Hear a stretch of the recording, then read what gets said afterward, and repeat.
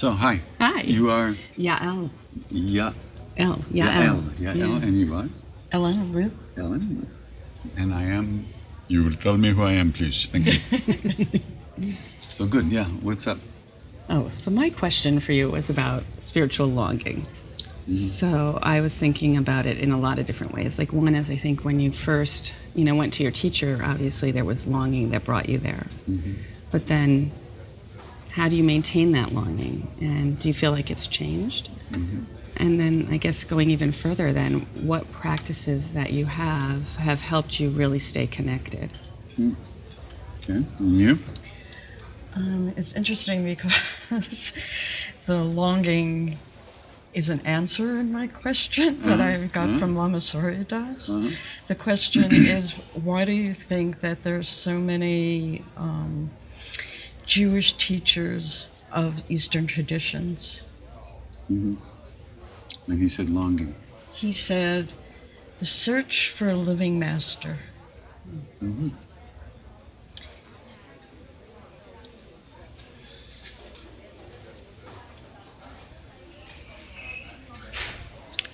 Well, longing is the whole thing, really.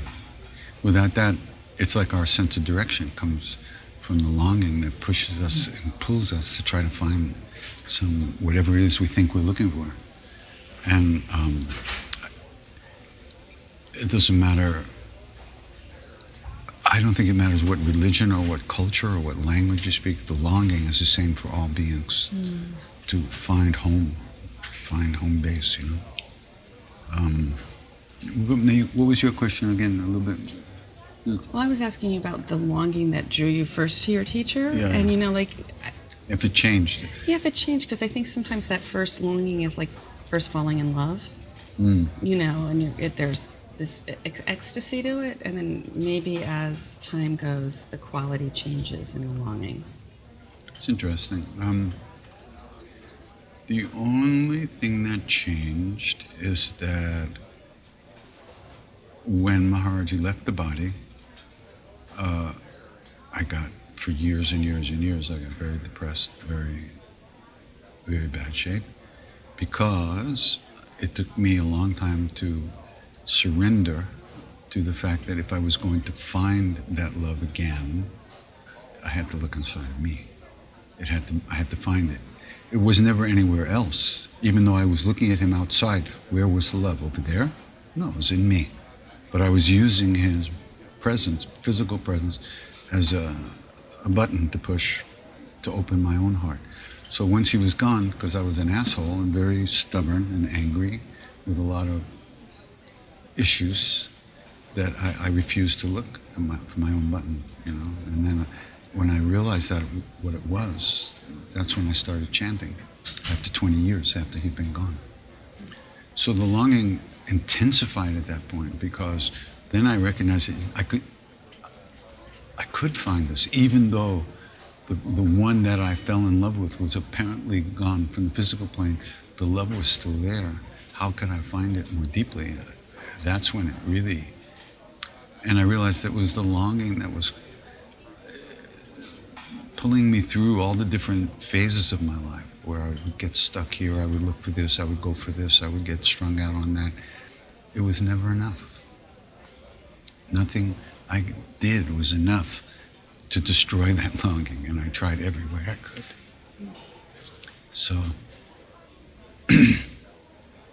because I did have a chance to meet him in the body, it gives me a sense of confidence that it can be done. Before I met him in the body, it was just about books. I didn't see it anywhere. People could have made it up, right? Anybody could write a book. But when I saw it with my eyes, my own eyes, then deal's done. It's only a question of time, man. And living through all the time until you just finally fall into it by surrendering to the whole process.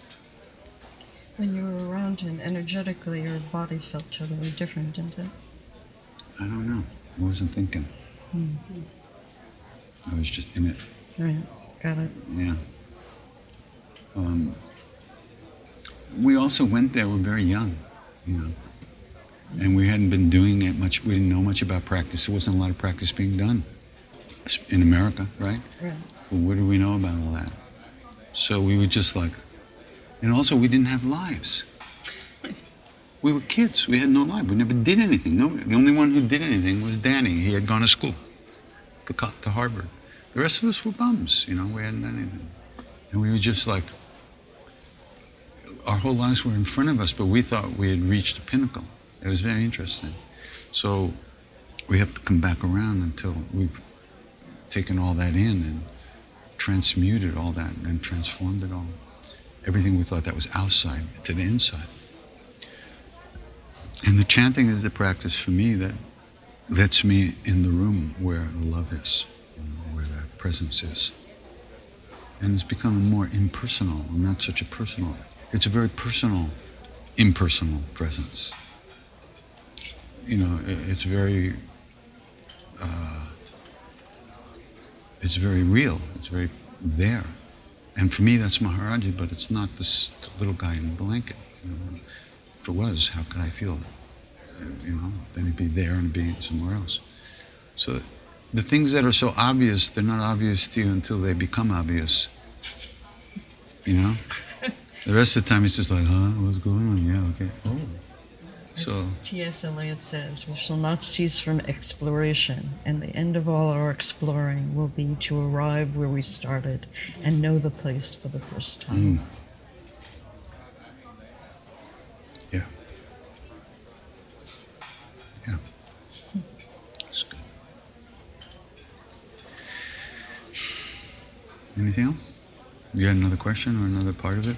Yeah, so for you it's chanting. Well, did you ask about Jewishness? I had stuff you about asked. that. Uh-huh. So, you know, I just wondered because, like, you know, it's a strong identity being Jewish. I guess whatever background you come from, it's strong. You know? And It's then, not strong for me. See, that's that's what I wondered. Yeah. Was it? And did you Nobody feel in like my you left family- something, or No, it was just family stuff. Nobody did any work on themselves. Mm-hmm. They weren't bad people, but they were, you know, they were just fighting over the Pope's nose. And if you're Jewish, you know what that is. So, no, it was no sense of. It just seemed like more and more stuff. You know, there was no freedom from it. There was no release from it all. And it was just my life. It wasn't. There was no religious. there wasn't a anything. spiritual connection? Not a spiritual thing. There was, you know, enough religious stuff going on, but not even my father and my mother. They weren't interested. My grandparents were still going through the motions to some degree, but very little. So there wasn't really anything. It was never presented as a path at all. And I had never gotten a hit from it that way. So when I was looking for something, it didn't seem, that wasn't one of the things that showed up. You know? The first thing that showed up for me was Autobiography of the Yogi and the Gospel of Ramakrishna. I read the Gospel of Ramakrishna weeping over the mother. You know, he's like, you know, I couldn't believe it. You know, really? Yeah. But still, it was just the books at that point. After World War II, about 80% of the Jewish people who were holding the mystical tradition were killed. And after I had asked Lama Surya Das that question of why do you think so many Jewish people are teachers of Eastern tradition and also attracted to it, somebody who studied with Rabbi Zalman Schachter, are you familiar with him? Sure. Said, do you want to hear what he said? And I was very interested, and he said that after the Holocaust, there was so much schmutz, you know, dirt from the death. There's so much death around that the Jewish people had to look to the East to get purified. And then somebody else who studied with him said to me that he said that teachers were sent from the East to help purify. So I think for me, when I reflect on, because I'm very attracted to Eastern thought and at the same time Jewish mysticism, but there aren't that many living teachers of Jewish mysticism around. I feel really deeply that there was a gap right after World War II. And there was like an unraveling. And that idea of searching, you know, what you brought up about the longing, that's searching for a living master who, as you said, you can't just get it from a book. You have to get it from somebody who embodies it. Yeah.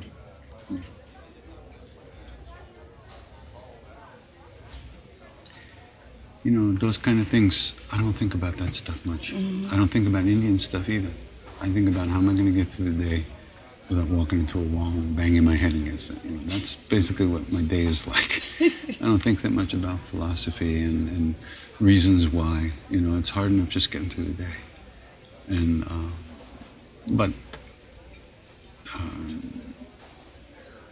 yeah, it's all good stuff if it helps you. If it helps us get through the day, it's all good. And I think what you Like brought up here, I had an aunt that was considered to be a saint. They considered her a saint. Why? She never complained. That was the qualification for a saint in my family. And she was the only one, you know. So, your grandmother? and that was my grandmother's sister. So. Because you know how many Jewish mothers does it take to change a light bulb? It's okay, I'll sit in the dark. It's okay, I'll sit in the dark. That's funny. Yeah. I remember reading Martin Buber's book on the stories of the Baal Shem Tov, just weeping. So beautiful. It just felt like Maharaji, you know? Great stories. And there's another book called The Light and Fire of the Baal Shem Tov. It's a big book by someone named Buxbaum, I think. Fantastic. The whole life story and all these hundreds and hundreds of stories. Say the name of the book again. The Light and Fire of the Baal Shem Tov. Fantastic book. So, you know, the story about, you know, when George W. was president, he called in the CIA and FBI and the NSA and gets these guys, okay, I want you to tell me, find out how these Jews know everything before everybody else. I got to know, and I want to know by next week. Come back here, everyone you tell me. The next week they reconvene, and the guys from the NSA said, Mr. President, we figured it out. We know how it happens. Tell me how. He said, one Jew meets another Jew, and they look at each other and they go, so new? And then they exchange information. Right? He says, I have to see this myself. So they spend a month teaching them how to walk and how to daven, and they get makeup artists and this and that with the old thing and everything, and they drive him secretly to a corner around the corner from an old shul in Brooklyn. And he makes his way into the shul. He shuffles up, gets into the seat and sits there for a while, you know, praying. And there's another old Jew next to me. He goes, so new? Shh! We're waiting for the president.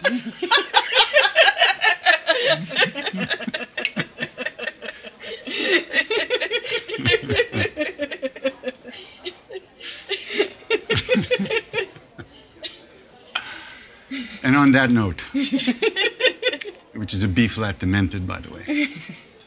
Thanks for identifying it. Yeah, okay. Anything else? Okay. We're good. Thank you for coming. Appreciate it. Thank you. See you in Nyack. Yes. See you at Garrettson. Okay. Oh, good. Great. Take care. Thank you. Cool. Thank you very much. Lovely to meet you. You too.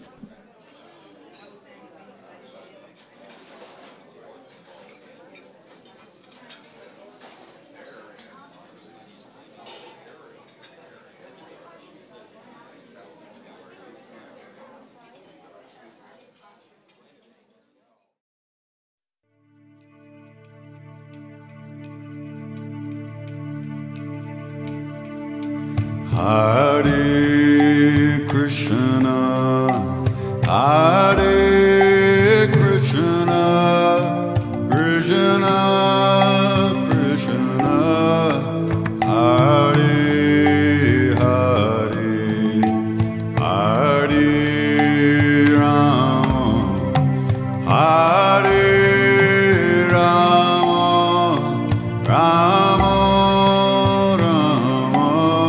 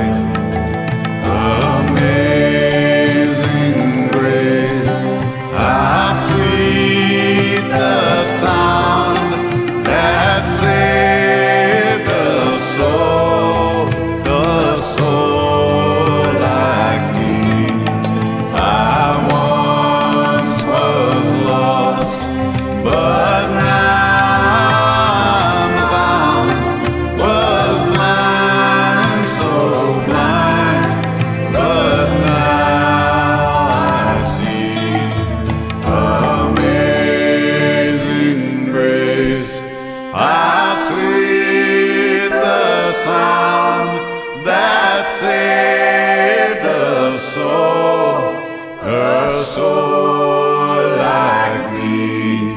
I once was lost, but now I'm found. Was blind, so blind, but now I see. Amazing grace, how sweet the sound that saved a soul like me.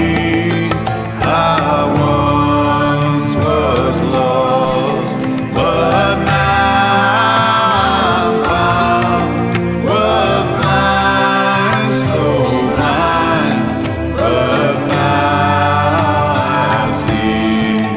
Hare Krishna, Hare Krishna, Krishna Krishna, Hare Hare, Hare Rama, Hare Rama, Rama Rama, Hare Hare, Hare Krishna, Hare Krishna, Krishna Krishna, Hare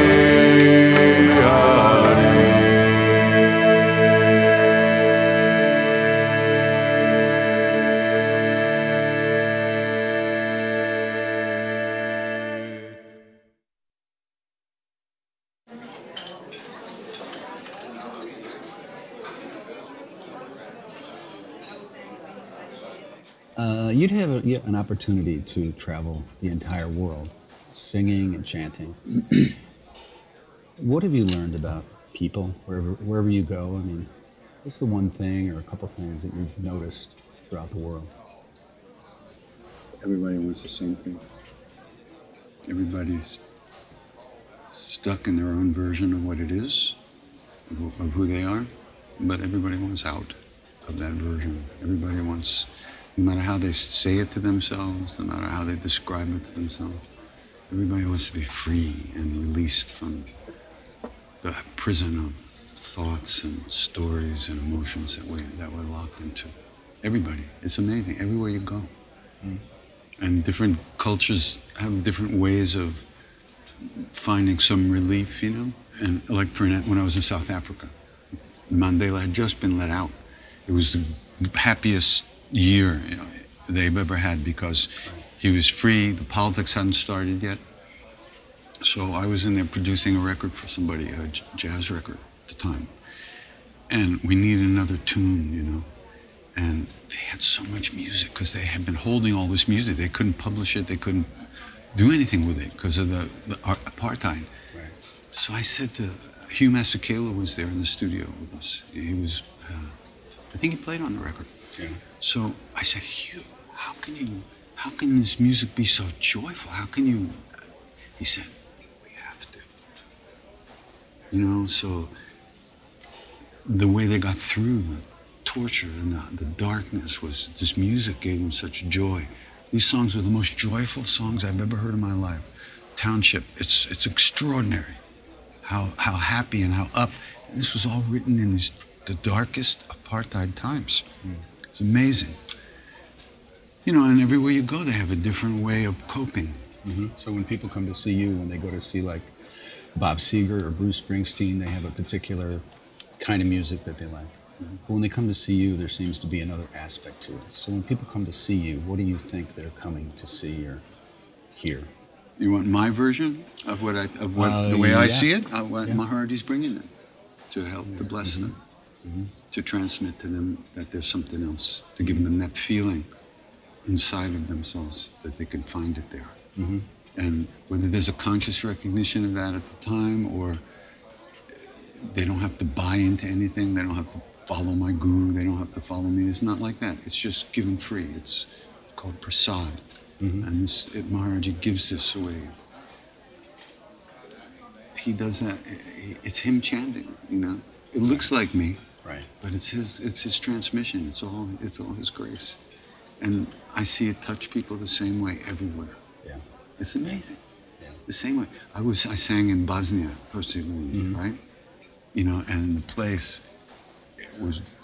they preserved the holes in the wall from the shells were filled with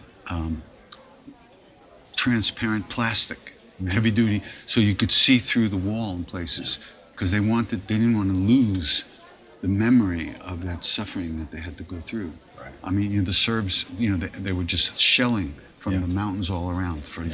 People came out of the house. There were people who shot from, where they call them, from the snipers. Yeah. You know, Yeah. and they couldn't eat. They couldn't get out of the house. They couldn't get food. They couldn't get water. Yeah. And it was amazing. You mentioned that, and you had talked about, when I saw you once, you were moved to tears actually because you had a chance to chant at Auschwitz, Yeah. where I know some of your family was. I'm not sure about that. There's one thing I don't know, because nobody in my family ever mentioned it. No I one didn't talked know about about Auschwitz until much, much, much later. Okay. I never heard any discussion about it. I know that one side of my family had actually been in England since the late 1890s, since the 1890s. So that whole side of the family was not involved, but they must have known people. They must have had family back then, but Right. nobody ever mentioned it. And what was the experience like? When I went to Auschwitz, it was, you know, it was mind-blowing. I mean, I went there and to bear witness to the suffering.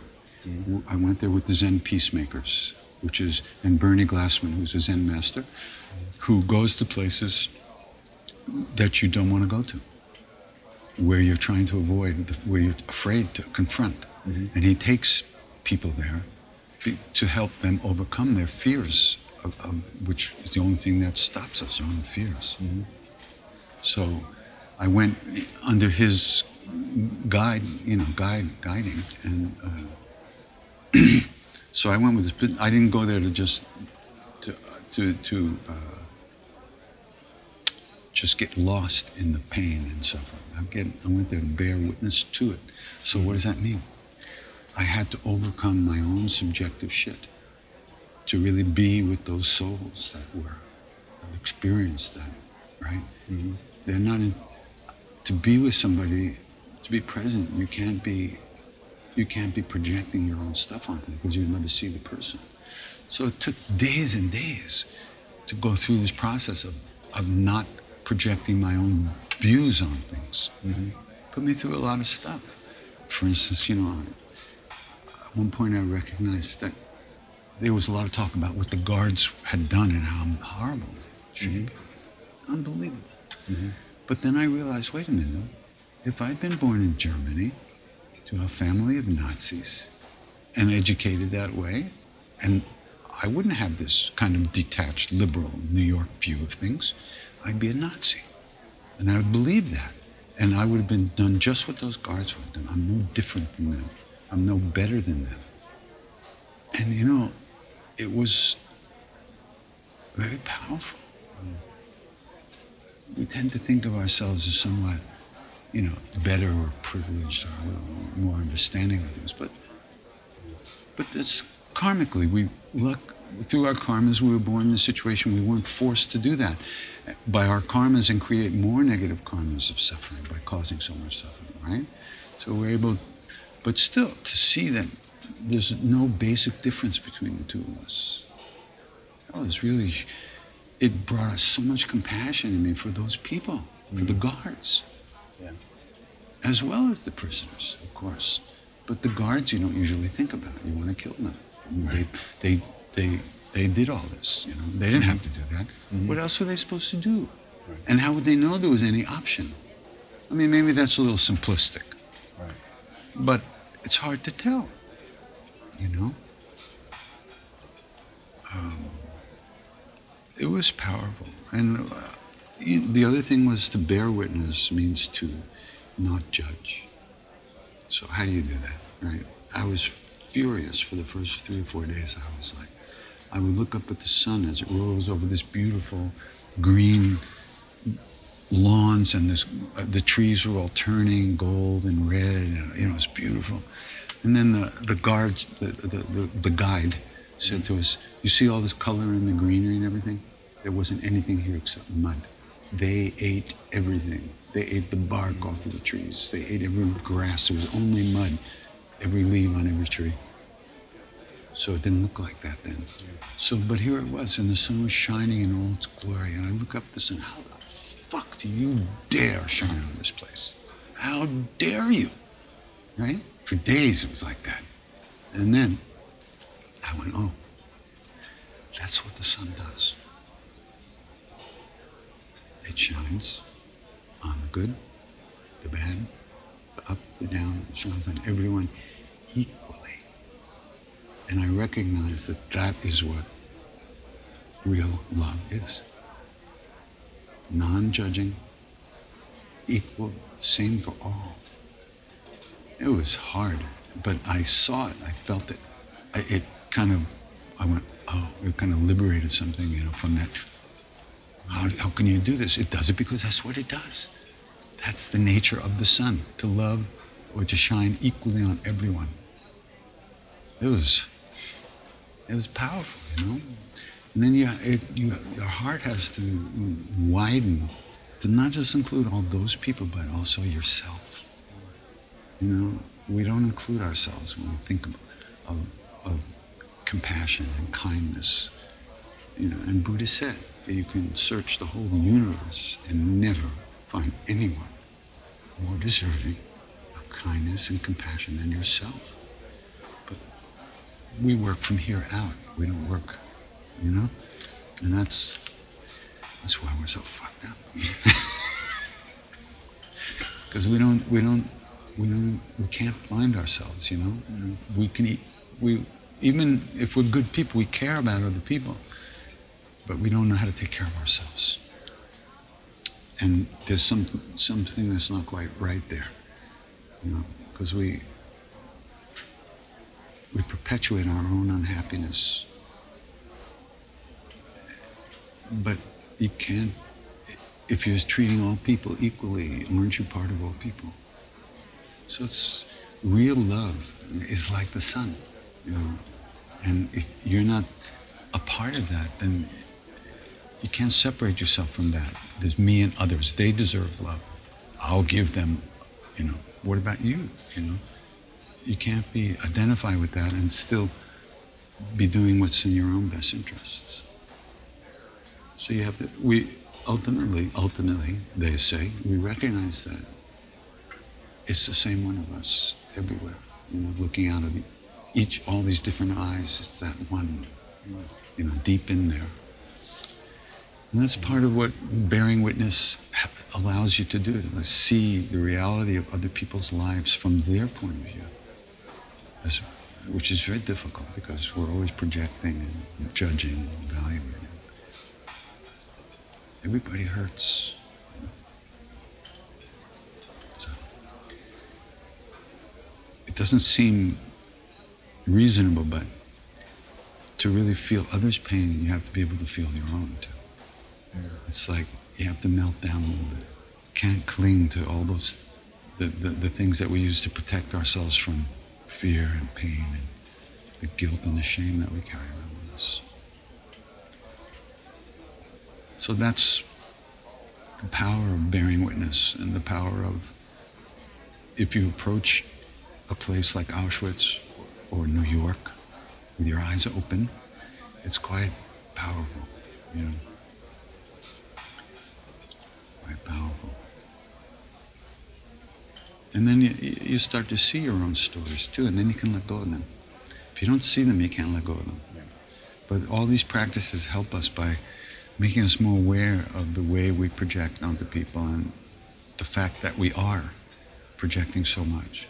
And then you get into a situation where that's not going to work, like Auschwitz, Especially if you go in that because Bernie is so deep into that presence, into that being, and not projecting.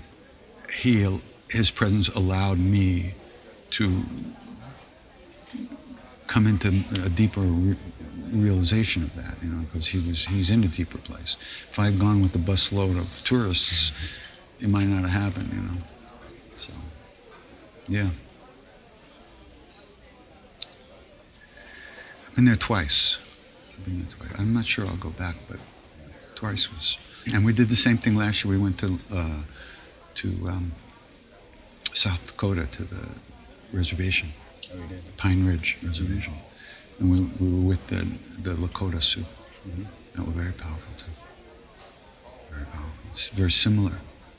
The trauma that still being acted out every day in their lives. And how to be with that. It's really powerful. So, Thank you. thank you. Thanks for coming. I appreciate it. You're welcome. You're welcome. Okay.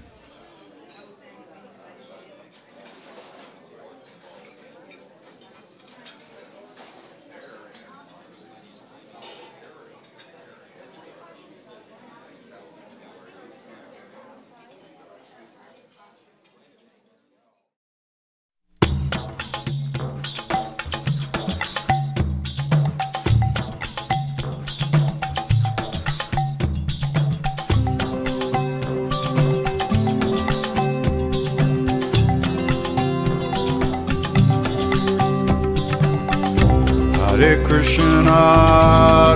Krishna, Krishna Krishna, Hare Hare, Hare Rama, Hare Rama, Rama Rama, Hare Hare.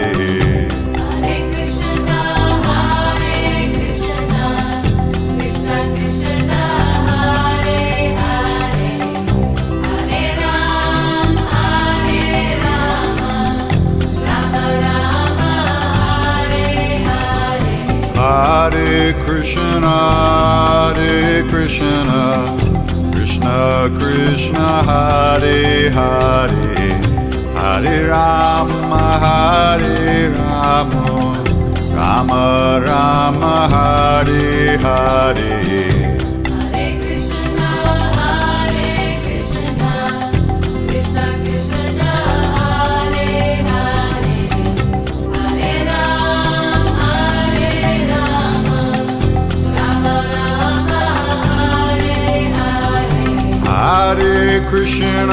Hare Krishna, Krishna Krishna, Hare Hare, Hare Rama, Hare Rama, Rama Rama, Hare Hare.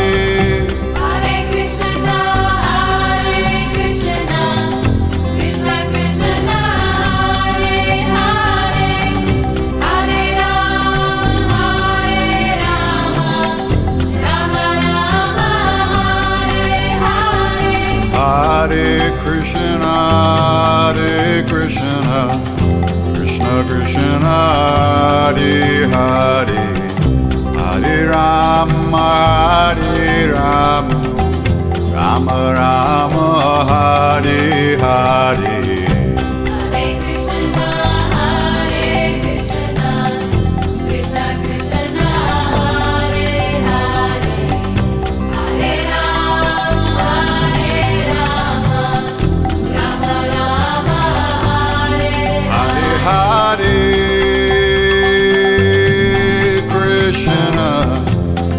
Krishna, Hare Hare, Hare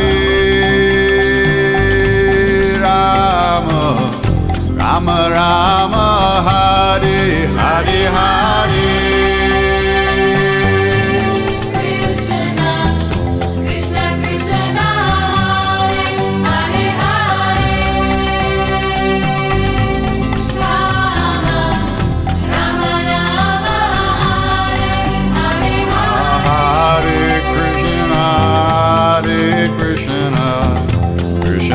Krishna, Hare Hare, Hare Rama, Hare Rama, Rama Rama, Hare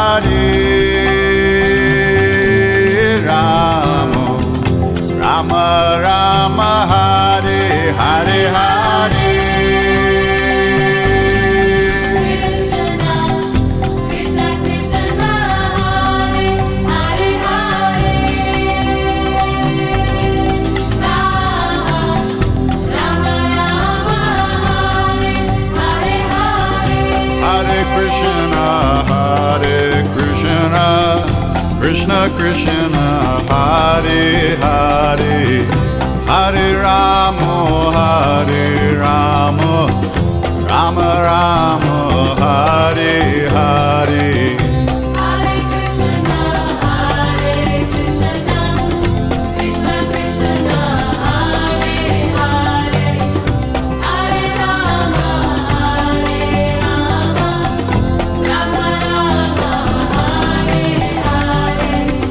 Hare Krishna, Hare Krishna, Krishna Krishna, Hare Hare, Hare Rama, Hare Rama, Rama Rama, Hare Hare.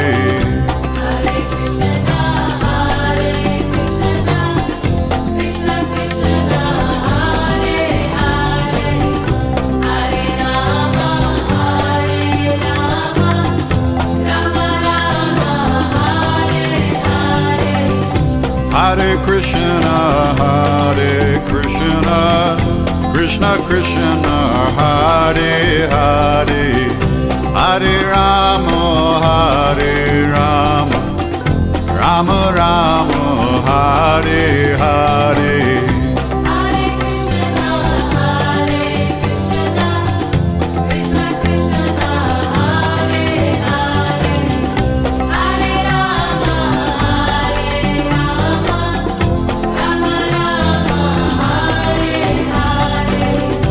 Hare Krishna, Hare Krishna, Krishna Krishna, Hare Hare, Hare Rama, Hare Rama, Rama Rama, Hare Hare.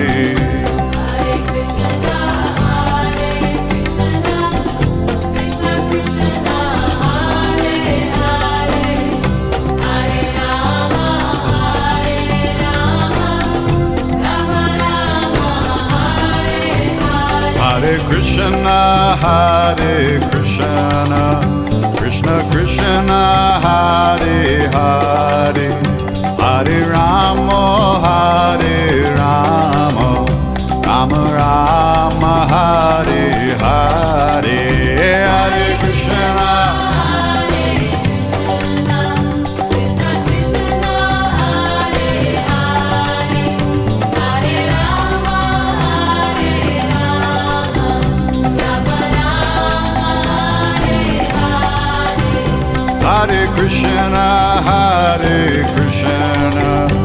Krishna Krishna, Hare Hare, Hare Rama, Hare Rama, Rama Rama, Hare Hare. Hare Krishna, Krishna Krishna, Hare Rama,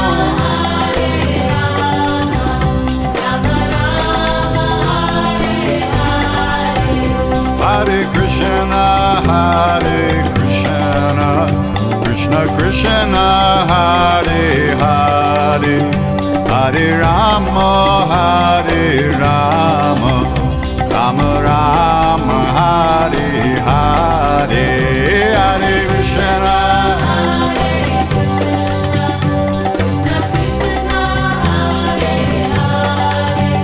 Hare Rama, Rama Rama, Hare Hare. Hare Krishna, Hare Krishna, Krishna Krishna, Hare Hare, Hare Rama, Hare Rama, Rama Rama, Hare Hare. Hare Krishna, Hare Krishna, Krishna Krishna, Hare Hare Rama, Hare Rama, Rama Hare Hare. Hare Ram, Ram Ram, Hare Hare. Hare Krishna, Krishna Krishna, Hare Hare.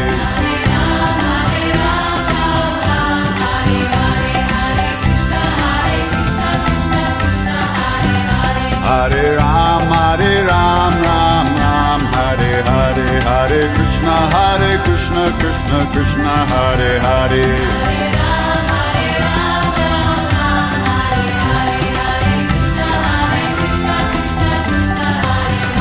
Hare Ram, Ram Ram, Hare Hare, Hare Krishna, Krishna Krishna, Hare Hare.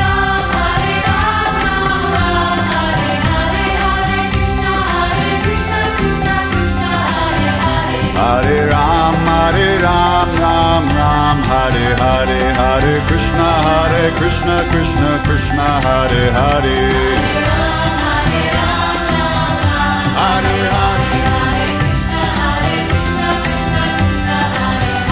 Hare Ram, Ram Ram, Hare Hare, Hare Krishna, Krishna Krishna, Hare Hare.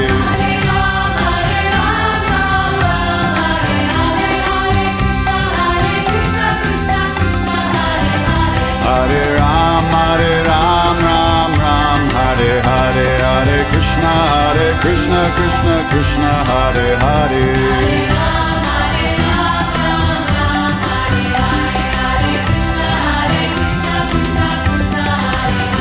Hare Ram, Ram Hare Hare, Hare Krishna, Krishna Krishna, Hare Hare.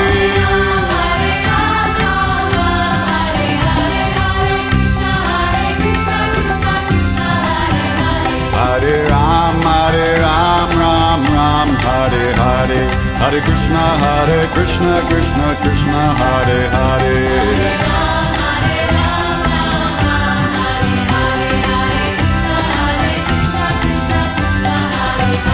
Hare Ram, Ram Hare Hare, Hare Krishna, Krishna Krishna, Hare Hare.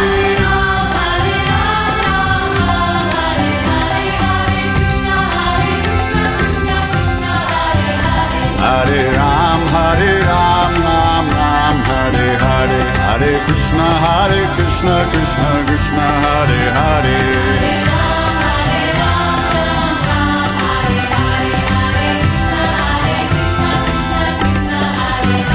Hare Ram, Ram Hare Hare, Hare Krishna, Krishna Hare Hare.